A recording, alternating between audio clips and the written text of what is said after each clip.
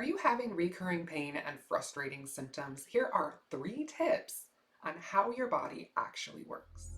Starting with tip number 1, pain is a message. We often see that pain is the problem, but the real issue is the root cause underneath.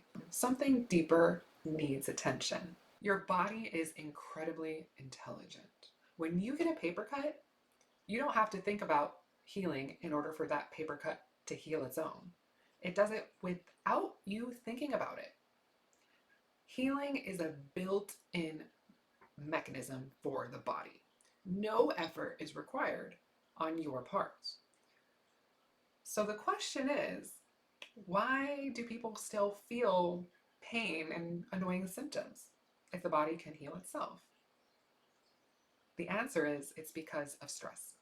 There are 3 types of stress: physical stressors, chemical stressors, and emotional stressors. These stressors can accumulate in the body over time. Some examples are, as physical stress, posture, tension, injuries.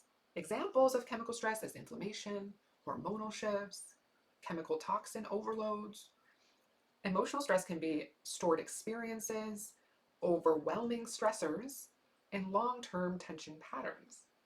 We call this the root trio. All of these stressors accumulate in the body in order to create pain. It's not just one layer of stress that's going to send you a signal of pain. Majority of the time, it's because these stressors accumulate inside the body. And the body finally says, I've had enough. Please send her or him a message to look deeper. And that's when we start to feel pain and symptoms. Again, your body is incredibly intelligent and can handle a stressor here and there. It can handle and process these. But when they stack and accumulate over time and they're not addressed or not looked into, the body will start to speak to you in a way that's not always comfortable. Now, here's something many people don't realize, leading us to tip number 2. Stressors affect signal flow. We're going to use the analogy of your phone being plugged into the cable outlet in the wall. Now, your brain is the outlet. It's sending signals down the cable cord, which is your spinal cord, to the rest of your body, which is the phone. Now, these messages that come from the outlet or your brain are messages to make sure your body is healing and repairing itself, that your muscles are moving in the right direction, that your breathing is happening the way it should, that you are digesting your food and energy regulation. Everything that controls the rhythms of your body and natural healing mechanisms come from your brain. Your brain is the master controller of your body. It's the first thing that was created when you were in your mom's belly. It tells your body when to grow, when to heal, when to feel, when to digest. Now, what happens when too many stressors accumulate on the body at a certain time is that there becomes a kink in the cable cord. And that signal from the outlet to the phone cannot be as effective. And it hinders that free-flowing messages between your brain and the rest of your body. And those kinks in the cable cord end up becoming symptoms and pain. So these kinks are like your posture, leaning forward. They can be changes in breathing tone or aches and pains. That's why your stress, your spine, and your well-being are all completely connected. Here's an example. Alex is a patient, and he works 9 to 7 long hour shifts where he's under constant pressure from his boss, emotional stress. He doesn't have an ergonomic desk, and he still needs to update his prescription lenses, so he's squinting at the screen, jutting his chin forward, putting pressure on the back of his neck, physical stress. He hasn't been able to show up for his family because he has been working such long hours, and he needs more time with his family. This is a past emotional stress that is accumulating on his body. He also skips meals regularly and drinks copious amounts of caffeine in order to get through the day, and that is a buildup of chemical stressors over time. He's most likely deficient in a lot of vitamins and minerals.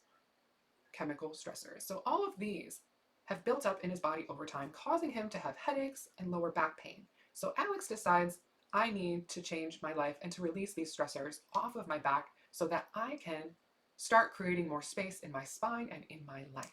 The pain and tension Alex is feeling it's not random at all. It is a message to him that he needs to slow down, find a deeper awareness in his body, heal the stress from the inside out, releasing those stress layers one at a time. This leads us to tip number 3. Spinal breathing releases stored stressors.